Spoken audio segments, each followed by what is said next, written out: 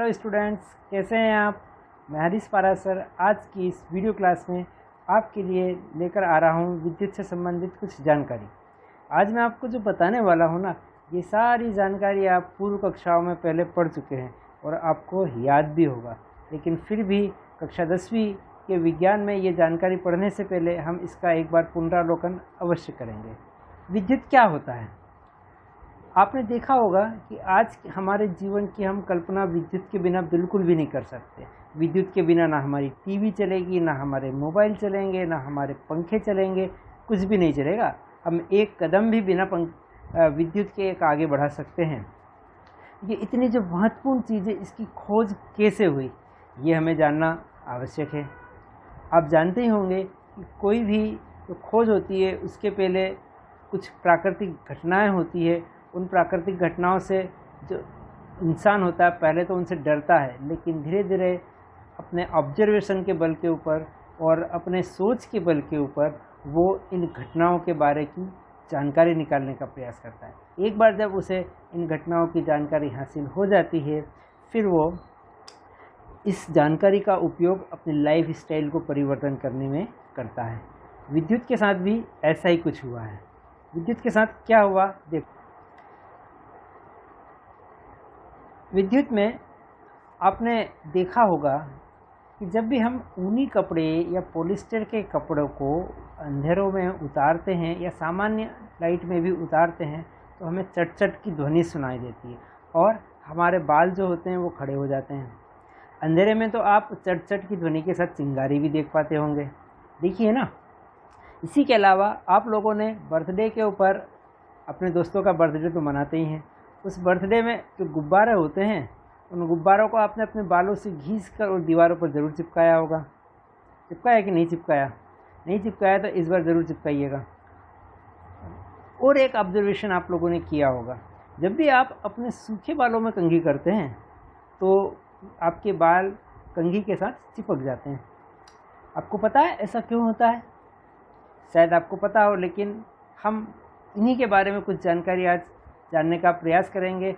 और आपको बता दूं मैं कि विद्युत की शुरुआत यहीं से होती है।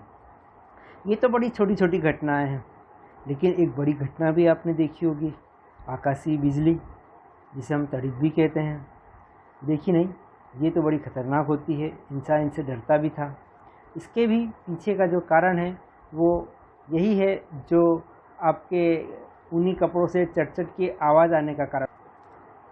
क्या आप जानते हैं कि ये जो दोनों घटनाएं या जो भी घटनाएं मैंने बताई है, कपड़ों से चट चट की आवाज़ आना, बालों से कंघी के बालों को चिपकना और आकाशीय बिजली, इन सारी घटनाओं के पीछे एक ही कारण है। और ख़ास बात, ये कारण पता करने में वैज्ञानिकों को सैकड़ों वर्ष लग गए। क्या है ये कारण, पता है आपको? जी हाँ, आप सही सोच रहे हैं। इन घटनाओं के पीछे का कारण है विद्युत आवेश। ये विद्युत आवेश क्या होते हैं? आप लोगों ने पढ़ा होगा या सुना होगा कि आवेश दो प्रकार के होते हैं, एक धनावेश होता है और एक ऋणावेश होता है। लेकिन ये आवेश उत्पन्न कैसे होते हैं? तो आवेश कैसे उत्पन्न होते हैं, इसके लिए हमें पदार्थ का जो सबसे सूक्ष्मतम कण होता है ना, परमाणु, उस परमाणु की संरचना को ध्यान में लाना होगा। परमाणु संरचना आप लोगों ने कक्षा 9वीं में पढ़ी ही होगी। नहीं पढ़ी हो तो एक बार कक्षा 9वीं की पुस्तक से परमाणु संरचना को अवश्य पढ़ लेना। अभी हम देखते हैं शॉर्ट में कि परमाणु संरचना कैसी होती है। परमाणु की संरचना के अनुसार परमाणु में एक बीच में एक नाभिक होता है और इलेक्ट्रॉन इस नाभिक के चारों ओर चक्कर लगाता रहता है। नाभिक के अंदर दो प्रकार के कण होते हैं, एक होता है प्रोटॉन और एक होता है न्यूट्रॉन। प्रोटॉन के ऊपर जो एक गुण होता है जिसे हम आवेश नाम देते हैं, इस प्रोटॉन के आवेश को हम धनावेश का नाम देते हैं, और इलेक्ट्रॉन पर जो आवेश होता है उसे हमने ऋणावेश का नाम दिया। इन दोनों पर आवेश जो होता है वो बिल्कुल एक समान मात्रा में होता है। लेकिन यदि हम द्रव्यमान की बात करें तो प्रोटॉन बहुत भारी होता है, इसलिए वो नाभिक के बीच में बैठा हुआ होता है, और इलेक्ट्रॉन है ना, बहुत हल्का होता है, इसलिए ये नाभिक के आसपास चक्कर लगाता रहता है। किसी भी पदार्थ का 99.99 भाग उसके प्रोटॉन और न्यूट्रॉन के कारण होता है। इलेक्ट्रॉन तो बहुत ही हल्का होता है, लेकिन आवेश के मामले में प्रोटॉन और इलेक्ट्रॉन बिल्कुल बराबर होते हैं। प्रोटॉन पर भी उतना ही चार्ज होता है जितना इलेक्ट्रॉन पर होता है, लेकिन प्रोटॉन के चार्ज को हम पॉजिटिव नाम देते हैं, इलेक्ट्रॉन के चार्ज को हम नेगेटिव नाम देते हैं। तो इस प्रकार से चूँकि पदार्थ में इलेक्ट्रॉनों की संख्या और प्रोटॉनों की संख्या बराबर होती है, इसलिए पदार्थ वैद्युत रूप से उदासीन कहलाता है। आप सोच रहे होंगे न्यूट्रॉन का क्या सर? न्यूट्रॉन के ऊपर तो हम जैसा कि पहले ही बता चुका हूँ कि कोई भी चार्ज नहीं होता है। तो इस प्रकार से हम देखें तो एक पदार्थ में इलेक्ट्रॉन और प्रोटॉनों की संख्या बराबर होने के कारण वो विद्युत रूप से उदासीन होता है। फिर विद्युत आता कैसे है? जब हम किसी प्रकार से एक पदार्थ से इलेक्ट्रॉन स्थानांतरित करके दूसरे पदार्थ पर कर दें, यानी एक पदार्थ के थोड़े से इलेक्ट्रॉन निकालें और वो दूसरे पदार्थ में चले जाएं, इससे होगा क्या? पहले पदार्थ में इलेक्ट्रॉनों की कमी हो जाएगी और दूसरे पदार्थ में इलेक्ट्रॉनों की अधिकता हो जाएगी। अब इलेक्ट्रॉनों की कमी हुई है और इलेक्ट्रॉन पे होता है ऋण आवेश, यानी पहला पदार्थ कैसा हो जाएगा? वो थोड़ा सा धनावेशित हो जाएगा, और दूसरे पदार्थ के ऊपर चूँकि कुछ इलेक्ट्रॉन्स आ गए हैं इसलिए वो ऋण आवेशित हो जाता है। ये विद्युत का कारण होता है। इस प्रकार से जो आवेशित पदार्थ होते हैं, इन्हीं आवेशित पदार्थों को हम विद्युतमय पदार्थ कहते हैं। और जब कोई पदार्थ आवेशित हो जाता है ना, तो वो विद्युत के कई गुणों को प्रदर्शित करने लग जाता है। कई गुणों में से एक चुंबक का जो गुण होता है ना, चुंबक जो आप लोगों ने पता होगा, चुंबक आप लोगों ने देखी भी होगी, चुंबक के चुंबकीय गुण का कारण भी पदार्थ का आवेश ही है, लेकिन इसको आप बड़ी कक्षाओं में पढ़ेंगे। फिलहाल हम कुछ छोटे छोटे गुणों के बारे में चर्चा करते हैं। एक गुण तो आपको पता होगा, जैसा कि आप स्क्रीन पर देख ही रहे हैं, कि जो समान आवेश होते हैं वो एक दूसरे को प्रतिकर्षित करते हैं। समान आवेश अर्थात धन और धन आवेश है, वो एक दूसरे को प्रतिकर्षित करेंगे अर्थात दूर जाने लगेंगे। ऋण और ऋण आवेश वो भी एक दूसरे से दूर जाते हैं, है ना। और विपरीत आवेश जब होते हैं, विपरीत आवेश आने एक धन आवेश और एक ऋण आवेश, एक धन आवेश और ऋण आवेश एक दूसरे को आकर्षित करते हैं और पास आते हैं। एक ये बड़ा महत्वपूर्ण गुण है। आप लोगों ने प्रकृति में बलों के संबंधित गुरुत्वाकर्षण बल के बारे में भी जानते हैं, लेकिन गुरुत्वाकर्षण बल केवल आकर्षण प्रकृति का होता है। विद्युत बल आकर्षण और प्रतिकर्षण दोनों प्रकृति का होता है। इस कारण ये बड़ा ही महत्वपूर्ण होता है। आवेशों के प्रभाव के आधार पर हम आवेशों या विद्युत को हम दो भागों में बांट देते हैं।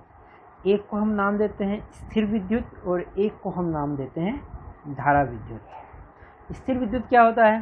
तो जैसा कि नाम से ही स्पष्ट है, जब कुछ आवेश एक जगह इकट्ठा होकर रखे रहते हैं तो उसे हम कहते हैं स्थिर विद्युत। अब आप बोल रहे हैं सर एक जगह आवेश इकट्ठा रखेंगे तो वो तो एक दूसरे को प्रतिकर्षित करेंगे, लेकिन किसी प्रकार से आवेश एक जगह किसी हम इकट्ठा कर देते हैं, ये एक स्थिर विद्युत कहलाता है। स्थिर विद्युत में विद्युत का एक बहुत ही महत्वपूर्ण गुण सामने आता है जिसे हम विद्युत विभव कहते हैं। ये विभव क्या होता है इसके बारे में हम आगे देखते हैं। दूसरा जो प्रकार होता है, प्रभाव होता है, वो होता है धारा विद्युत। धारा विद्युत क्या होता है? जैसा कि मान धारा मतलब बहना। जब दो बिंदुओं पर एकत्र आवेश को किसी चालक तार की सहायता से जोड़ दिया जाता है तो उस तार की सहायता से आवेश एक स्थान से दूसरे स्थान पर प्रवाहित होने लगते हैं। जब ये आवेश प्रवाहित होते हैं ना, तो इसे हम धारा विद्युत कहते हैं। क्या आप जानते हैं कि जिन पदार्थों में से आवेश प्रवाहित हो जाते हैं उन्हें हम सुचालक या चालक पदार्थ कहते हैं, और जिनमें से ये आवेश प्रवाहित नहीं होते उन्हें हम कुचालक पदार्थ कहते हैं। जितनी भी हमारी धातुएं होती है, जैसे लोहा हुआ, तांबा हुआ, एल्यूमिनियम हुआ, ये सारी चालक कहलाती हैं। और कुचालक पदार्थ के अंदर जैसे लकड़ी हुआ, रबर हुआ, प्लास्टिक हुआ, ये सारे कुचालक पदार्थ होते हैं। इनमें से होकर आवेश नहीं बहते हैं।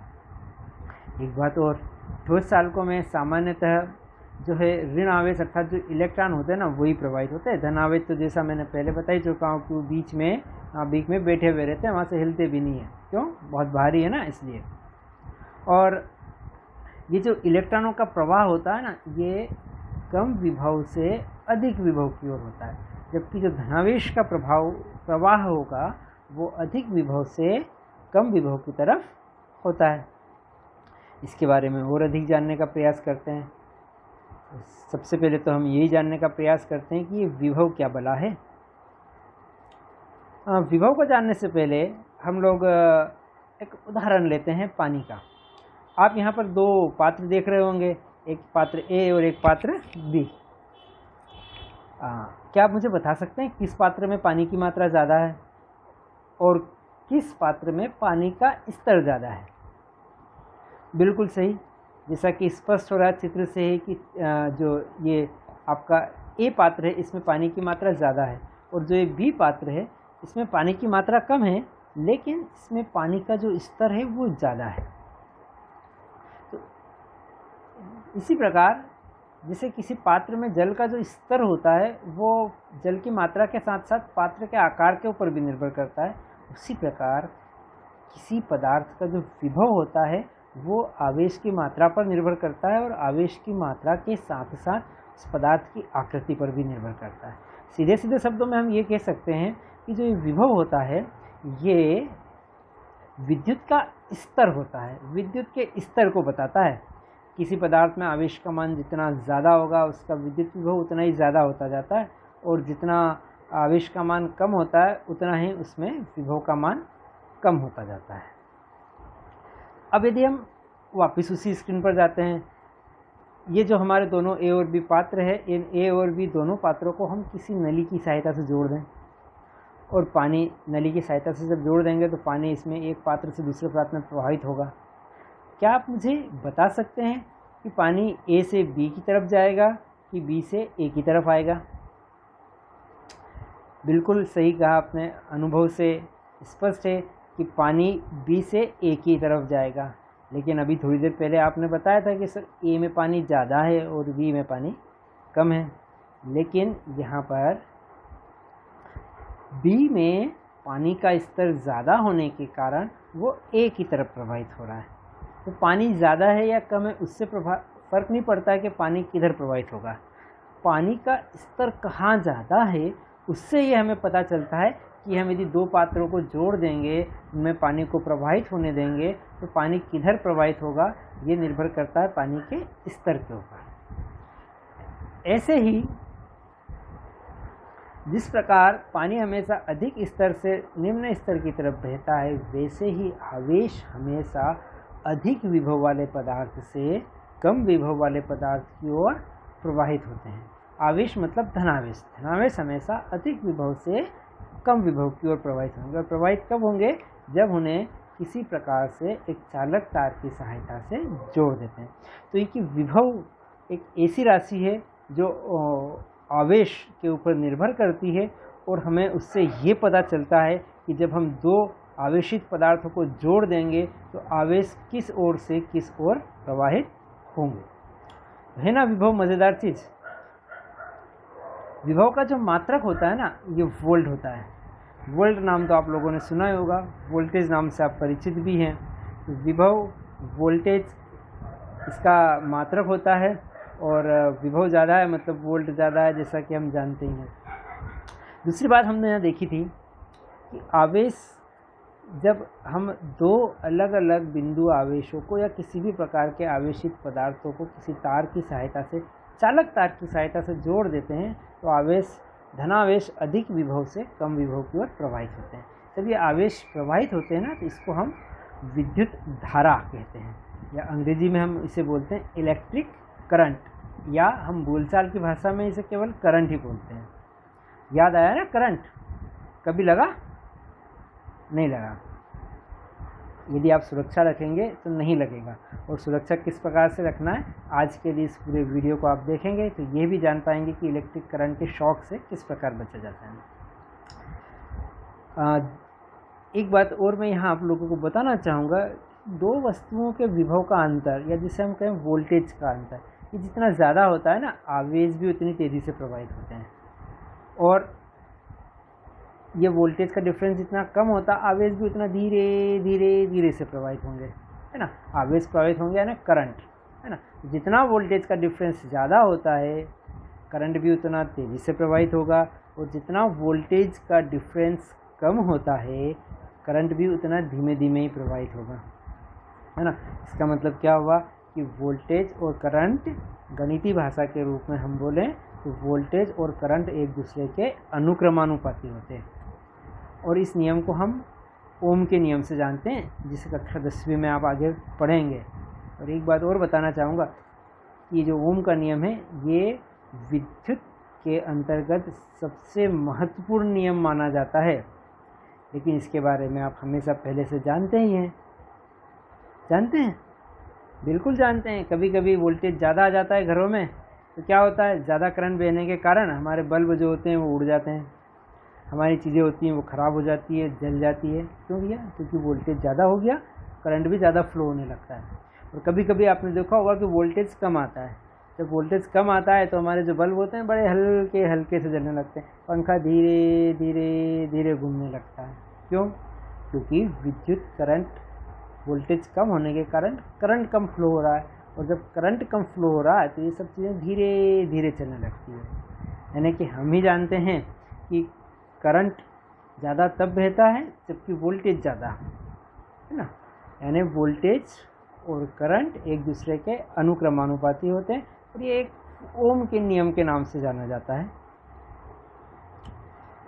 अब हम पता करेंगे कि विद्युत धारा कब कब प्रवाहित होती है।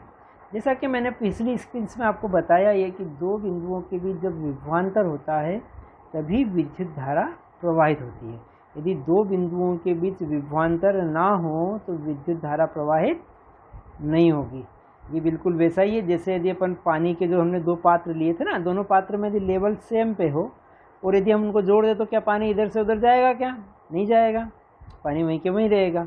पानी तब तक ही प्रवाहित होता है जब तक कि दोनों का लेवल समान ना हो। तो ऐसे ही यदि दो बिंदुओं के ऊपर, यदि हम दो बिंदुओं पर आवेश कई सारे, किसी पे ज़्यादा हो चाहे किसी पे कम हो, लेकिन यदि दोनों के बीच में दोनों बिंदुओं का विभव समान है और यदि हम उसको किसी चालक तार से जोड़ भी दें, किसी भी प्रकार से जोड़ भी दें, तो धारा प्रवाहित नहीं होगी। इसे ध्यान से सुनिएगा। दो बिंदुओं के बीच अंतर होने पर ही और अंतर होने के बाद, सिर्फ अंतर होने से धारा प्रवाहित नहीं होगी। दो बिंदुओं के बीच विभव में अंतर है और उनको हमने किसी चालक तार से जोड़ दिया, किसी भी चालक पदार्थ से, तार की बजाय कोई भी चालक पदार्थ हो सकता है, वो हम भी हो सकते हैं क्योंकि हमारा शरीर भी चालक होता है, हमारे शरीर में से भी आवेश प्रवाहित हो सकते हैं। तो जब दो बिंदुओं के बीच विभवांतर होता है और उनको हम किसी चालक पदार्थ से जोड़ देते हैं तो आवेश जो है प्रवाहित होना शुरू हो जाते हैं। और जैसा कि मैं पहले बता चुका हूँ कि विभवांतर जितना ज़्यादा होता है उतना ही करंट भी ज़्यादा बहता है। तो आपने एक घटना देखी होगी, चिड़िया विद्युत के नंगे तार पर बैठी हुई होती है लेकिन उसको करंट लगता नहीं है, और कभी आपका हाथ जरा सा भी छू जाए तो एक जोर का झटका लगता है। आपको पता है ऐसा क्यों होता है? यदि मैंने अभी जो आपको बताया है उसको आपने ध्यान से सुना होगा तो आप इसके बारे में ज़रूर जानते होंगे। मैं आपको यहाँ पर एक जानकारी और छोटी सी देना चाहूँगा जिसे आगे की स्लाइड में शायद आएगी, कि अभी हमने विभव की बात करी। विभव को मापने के लिए जो हम पैमाना बनाते हैं ना, उसमें हम पृथ्वी के विभव को शून्य मानते हैं। पृथ्वी भी एक चालक गोला है, इस पर भी बहुत सारा आवेश है, लेकिन इसके जो भी विभव है उसको हमने ज़ीरो लेवल पे मान लिया, इसको स्केल की स्टार्टिंग कर दी और ज़ीरो मान लिया। जिस किसी भी वस्तु का विभव पृथ्वी के विभव से ज़्यादा होता है उसको हम धनात्मक विभव पर मानते हैं, और किसी का विभव पृथ्वी के विभव से कम होता है तो उसको हम ऋणात्मक विभव पर मानते हैं। किसी ज़्यादा विभव वाली वस्तु को यदि हम पृथ्वी के कांटेक्ट में आएगा तो धनावेश उस वस्तु से पृथ्वी की ओर प्रवाहित होंगे, और किसी ऋण विभव वाली वस्तु को हम पृथ्वी के संपर्क में आएगी तो धनावेश पृथ्वी से उस वस्तु में प्रवाहित होने लगेंगे। इस प्रकार से, और यदि किसी वस्तु जो उसका विभव पृथ्वी के विभव के बराबर है उसे हम पृथ्वी के संपर्क में कर देंगे, तब जो है कोई भी धारा प्रवाहित नहीं होगी। वापस से मैं इस स्लाइड के ऊपर ही आता हूँ कि जैसे ही हम किसी तार को छूते हैं तो तार में जो विद्युत हमें घरों में प्राप्त होती है विद्युत बोर्ड के द्वारा, वो 220 वोल्ट के ऊपर आती है। 220 वोल्ट का मतलब होता है कि उसका विभव 220 है, और एक न्यूट्रल तार होता है जिसे हम पृथ्वीकृत भी कह सकते हैं, उसका विभव 0 होता है। यानी पृथ्वी के विभव और उस तार के विभव में 220 वोल्टेज का विभवांतर होता है। ये बहुत अधिक होता है। जैसे ही आप तार को छूते हैं तो तार और पृथ्वी के मध्य एक परिपथ पूरा हो जाता है, आप उसका कांटेक्ट पूरा कर देते हैं। तो इस प्रकार तार से होकर आवेश जो है पृथ्वी में बहने लगते हैं, और जब ये आवेश हमारे शरीर में से होकर बहने लगते हैं तो हमें शॉक लगता है। और जो चिड़िया होती है ना, वो चिड़िया तो एक ही तार पे बैठती है, वो कोई पृथ्वी के संपर्क में तो होती नहीं है, तब उसके जो दोनों पार हैं वो एक ही तार के ऊपर हैं। अब तार के इस बिंदु का विभव भी 220 वोल्ट है, तार के इस बिंदु का विभव भी 220 है, और ये उसके दोनों पैर हैं, ये दोनों पैर है। दोनों पैर के बीच पहले पैर पे भी विभव 220, दूसरे पैर पर भी विभव 220, तो कोई दोनों बिंदुओं पर विभवांतर तो है नहीं, तो चिड़िया में से होकर कोई भी धारा प्रवाहित नहीं होती है। यदि हम भी कुछ हमारे पैरों में रबर के या प्लास्टिक के जूते पहन के रखें, तब हमारा संपर्क पृथ्वी से नहीं होता है, और चाहे हम विद्युत के तार को हाथ लगा दें तो भी हमारे शरीर में से होकर धारा प्रवाहित नहीं होती है। इसलिए शॉक से बचने के लिए हमेशा हम यदि विद्युत का कोई कार्य किया जाता है तो पूर्ण सावधानी के साथ लकड़ी के स्टूल पर खड़ा होकर या रबर के जूते पहनकर और रबर के दस्ताने पहनकर किया जाता है। लेकिन मैं आप लोगों से एक गुजारिश करना चाहूँगा कि आप इस प्रकार का कोई भी काम स्वयं ना करें, बिना किसी प्रशिक्षित व्यक्ति के आप विद्युत से संबंधित कार्य ना करें। ठीक है, तो जैसा कि मैंने बताया आप लोगों की आपकी धारा किस प्रकार से प्रवाहित होगी और कब प्रवाहित होगी, और आप जानते भी हैं कि विद्युत में धारा तब प्रवाहित हो जब जितनी अधिक तब प्रवाहित होगी जबकि विभवांतर बहुत ही अधिक होगा। तो आप लोगों ने अब आप ये जानना चाहेंगे कि तड़ित के समय विद्युत कैसे प्रवाहित होती है। बादलों में आवेश होता है, बादलों में आवेश कहाँ से आता है, तो बादलों में आवेश घर्षण के कारण आता है। उसके बारे में हम आगे बात करेंगे कि बादलों में घर्षण के कारण बहुत सारा आवेश इकट्ठा हो जाता है। अब जब आवेश बहुत ज़्यादा इकट्ठा हो जाता है तो ये पृथ्वी तक कैसे पहुंचता है, जबकि बादल और पृथ्वी के बीच कोई तार लगा हुआ है, ना हम खड़े हुए हैं, ना कोई हमने एक बड़ा सा तार एक छड़ लगा रखी है कि हम बादल तक उस छड़ को ले जाएं और उससे सारा आवेश पृथ्वी के अंदर आ जाए। ऐसा कुछ नहीं होता है। फिर बादलों से आवेश कैसे प्रवाहित होता है, इसके लिए वायु ही कभी कभी वायु के द्वारा भी आवेश प्रवाहित होने लग जाते हैं। लेकिन ये कब होंगे, ये तब होंगे जब विभवांतर बहुत बहुत बहुत बहुत अधिक होता है, लाखों वोल्ट का विभवांतर होता है, तब लाखों करोड़ों वोल्ट का विभवांतर होता है, तब ऐसी स्थिति बनती है कि वायु का जो ये विद्युत अवरोध है वो टूट जाता है और वायु आयनित हो जाती है, और ऐसी स्थिति में आयनों के माध्यम से सारा आवेश पृथ्वी में बहुत ही कम समय में समा जाता है। और इतनी अधिक तेज़ी से ये घटना होती है कि हमें बहुत ही तेज चमक और एक आवाज़ सुनाई देती है।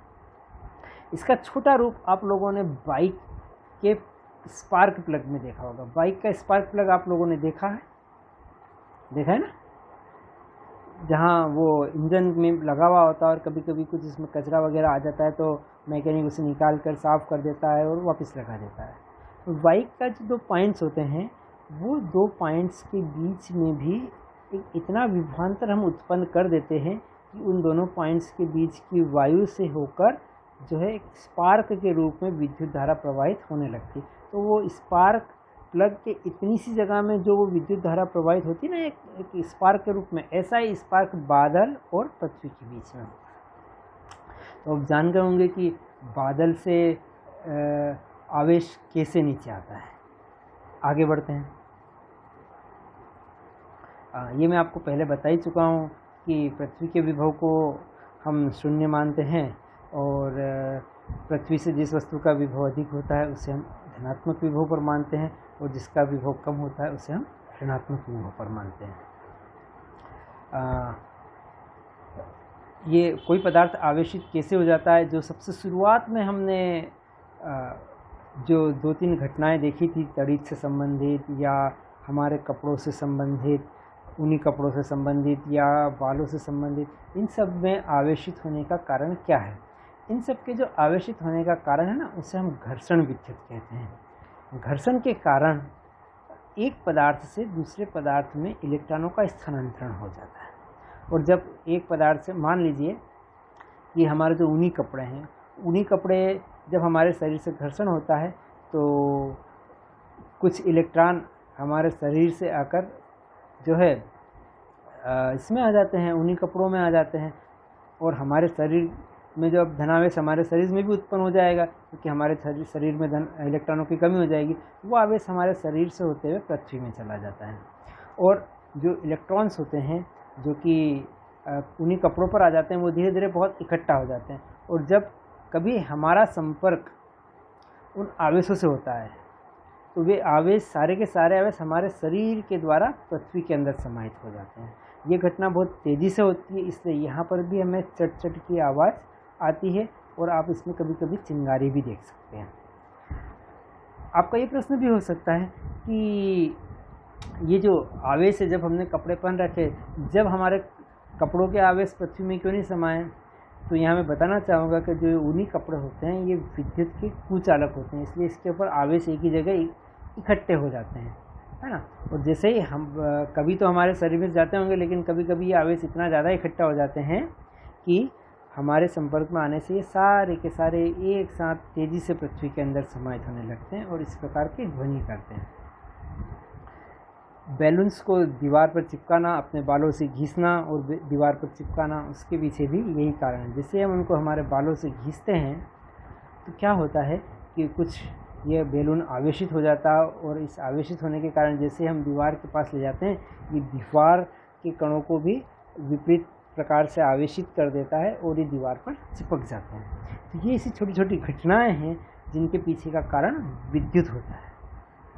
और जब वैज्ञानिकों ने इस विद्युत के बारे में जान लिया, तब उन्होंने कुछ ऐसी प्रक्रिया करी कि हम ये विद्युत धारा को कंटिन्यूअस लगातार प्रवाहित करते रहें। और ऐसे लगातार प्रवाहित करने के लिए हमें ऐसे पदार्थों की आवश्यकता होती है जो लगातार विभवांतर को बनाए रखे, और ऐसे पदार्थों को हम विद्युत सेल कहते हैं। सेल ऐसे पदार्थ होते हैं जो दो बिंदुओं के बीच विभवांतर को कंटिन्यूअस बनाए रखते हैं, और इसके द्वारा हम जो है कंटिन्यूअस लगातार विद्युत धारा प्राप्त कर सकते हैं। बाकी घर्षण विद्युत के द्वारा जो उत्पन्न धारा होती है उससे हम कंटिन्यूअस धारा प्राप्त नहीं कर सकते।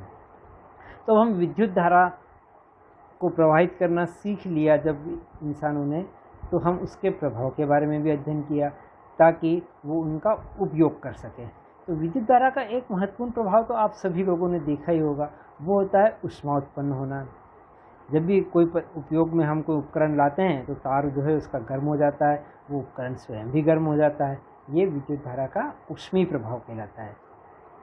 दूसरा एक पदार्थ विद्युत धारा का एक प्रभाव है जो आप सीधे तो महसूस नहीं कर सकते, लेकिन हम किसी प्रक्रिया के द्वारा उसको जो है जान सकते हैं। वो है विद्युत धारा का चुंबकीय प्रभाव। जब भी किसी तार में विद्युत धारा प्रवाहित होती है तो उसके आसपास एक चुंबकीय क्षेत्र उत्पन्न हो जाता है। ये बिल्कुल वैसा ही क्षेत्र जैसा किसी चुंबक के आसपास उत्पन्न होता है। विद्युत धारा के इसी गुण के आधार पर हम विद्युत चुंबक बनाते हैं। तो 6वीं में आप लोगों ने विद्युत चुंबक के बारे में पढ़ा ही होगा।